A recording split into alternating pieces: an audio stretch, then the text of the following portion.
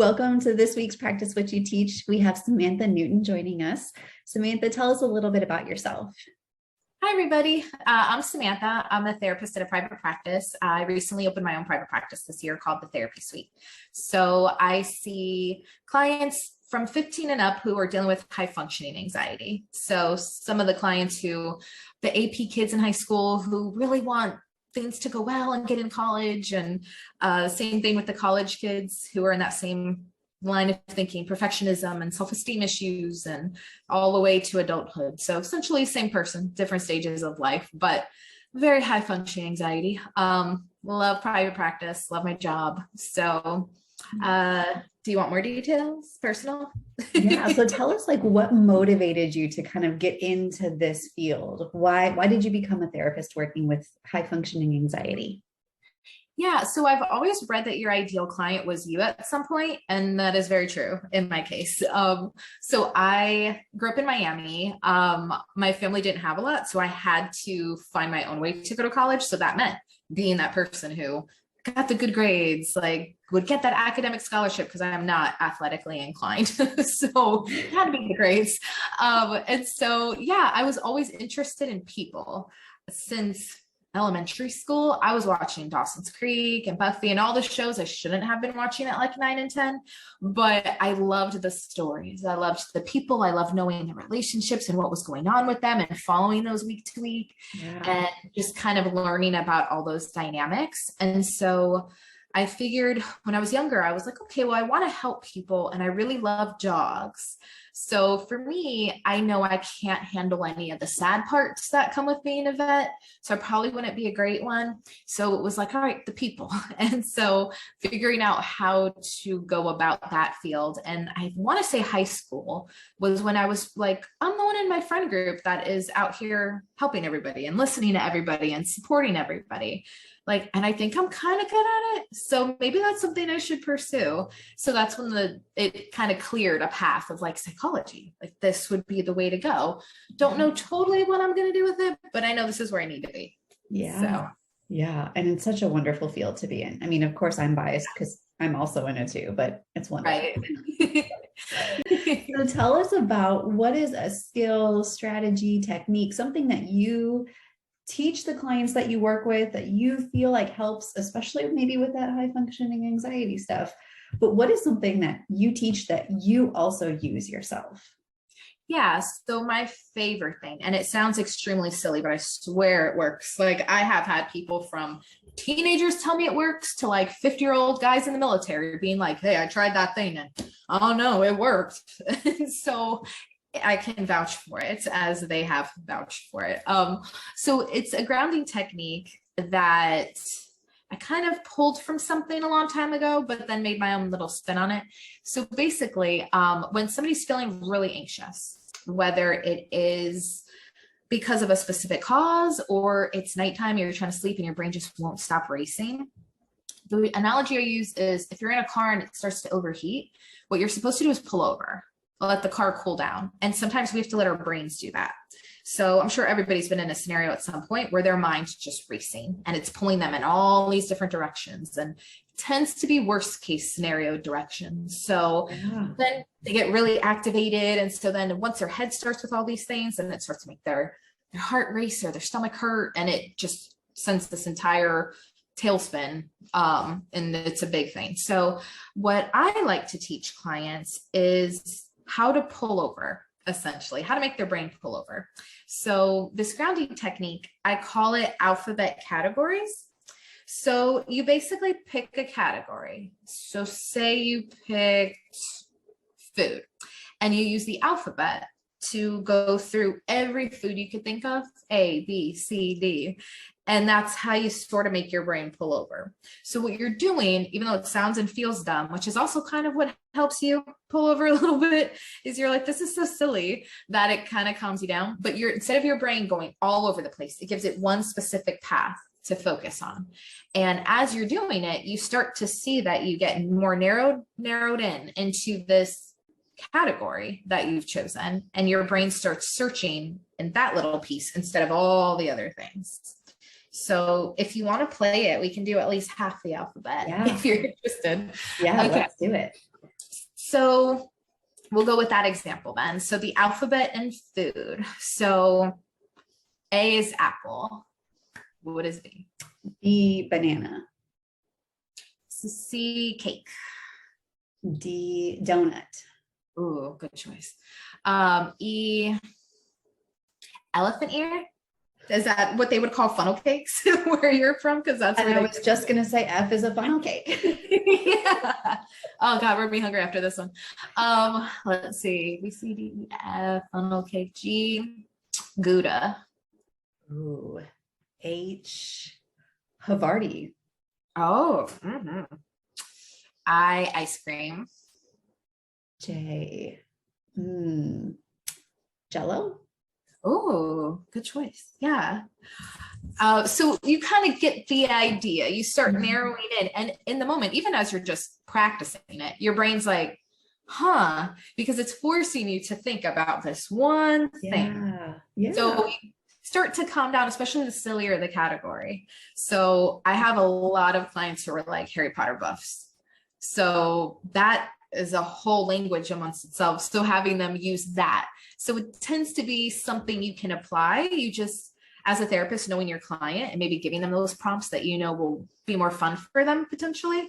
Yep. Or for the client, being able to kind of prompt them to be like, okay, what's a category? But it's got to be something positive. So if they love cars, then it could be all different parts of a car, what goes into it, chemicals you use for it, whatever. And so I like that. And then a spin off of it, just to have kind of another take on it, is colors. So you could do alphabet categories or colors categories. So you'd pick blue, for instance, and make your brain go, okay, blue. What are all the things I can name right now that are blue? And you do the same thing. Blueberries, blue jays, the sky, the ocean. Like you just start going through anything. Look around your room. What in here is blue? Yeah. And kind of ground yourself in those moments. To hopefully, like I said, sort of pull over the car so you don't overheat. Get your brain to stop for a second. So yeah, it sounds like it's a really good distraction technique, because when you can give your brain something else to focus on, takes the spotlight off of the problem and kind of shines it on something else. So it kind of draws your attention to something else. And for people who really like the games categories, it sounds like this is like the perfect strategy. Yeah. And what I like about it too is it's something you could use with other people. So say that you're in a situation that your friend's having a panic attack and you're like, oh my gosh, I don't know what to do here. Or, you know, somebody's really distressed and all they need right then is to just calm down. They can't even get the words out. So being able to use that with friends or family as well and prompt them like, okay, let's pick a category. Okay, you'd go first, you know, and you can use it and do the back and forth like we practice with people in your life too. Or if you are that anxious person, it's a very easy, quick thing to teach other people. Yeah. When you're like, hey, if I call you and I'm like, give me a color, you know, I'm really anxious. Yep. So it's like a little language that they'll understand amongst each other, be like, all right, let's go orange, and start going through it. So that's kind of why I like this one. It's easy. And the other part I like about it too is it's mental. So you could be sitting in a work meeting and you're starting to feel really anxious. You just kind of disappear somewhere for a second to calm your body down and then come right back and no one will even know that you were gone. Yep. Yeah. So are the food, when you're using this strategy yourself, like are foods kind of your go-to category? Yeah. Unless it's like too late in the evening and I'm like, I'm going to get hungry and I'm not getting out of bed for this. So, I'll typically pick something like a TV show or movie. TV shows, because like I said, I love that. But it tends to be this whole universe, maybe more so than a movie. So it's nice to be able to be like, okay, who are all the characters? And it doesn't have to be necessarily the alphabet, but you're just kind of staying in this other world for a minute. Who are all the characters? Then if it's really dramatic, who's dated who and who's related to who? And you can just kind of keep building on this, like, how am I making these connections if you're finding that one round of it isn't working enough? Yeah. Yeah. I like it. Something quick and easy. Something that if you are in a public place, no one's going to know you're using it because You don't have to do anything with your body. You can just kind of do it all inside. And our Exactly. brains are working all the time. And so no one's going to know if you're thinking about the alphabet or if you're making a grocery list for things that you need to get later. Exactly. Yeah. And it's nice because, especially for people with social anxiety, if crowds are a trigger, they might not be able to sit there and do a bunch of breathing exercises, that aren't so noticeable to Sure. other people. Or they might not be able to immediately, like, say they're in a meeting, put on their headphones and listen to their favorite song to calm them down. So I like having different options. Yeah. Yeah. How do you feel like personally? How do you feel like the skill has been helpful for you? I think I'm an overthinker. So I love like planning and okay, what is all this and how's it going to go and different colored pens and highlighters and the whole thing. So sometimes that can spiral very quickly. So say like a vacation or something that's supposed to be fun. Then if you get too into it, it's like it starts to become stressful. So sometimes to pull myself back and be like, okay, am I doing this because I want to or I feel like I have to? Mhm. So let me kind of pull over, take a break for a minute, kind of ground myself with something, walk away from it, and then come back more relaxed and be like, okay, is this fun or is this not? And then kind of gauge. Sometimes it is nice just to take that break and kind of give your brain a break and your body too, if you're holding all that tension. Yeah. Pull over for a minute, right? Yeah, yeah. And same with Yeah. sleeping too. Tends to be when you're like, I should go to bed. It's really late, but you're not actually tired and you're laying there like, what do I have to do tomorrow? That's where I'm like, oh no, we're not doing all this. So give myself a category and just kind of lay there because counting sheep is not going to work. No. So No.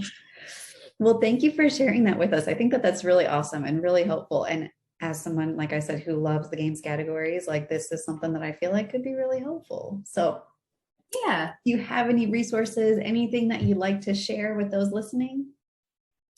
Um, I would say just more so a tip, like just be open about your anxiety. Everybody has had anxiety at some point, whether it's confined to here is a speech you have to give in front of the class, or you live with it on a daily basis, or anything in between. So, stuff like this maybe makes it a little bit lighter when you're talking about anxiety and is a little more approachable with friends or a roommate or even a parent. So, kind of use what you can to get that support from others when you need it, even if it is something that sounds silly or light. And I know one complaint I've heard from a lot of people is, well, on both sides, whether it's the friend or the parent or partner of someone who has anxiety saying, I don't know how to help them.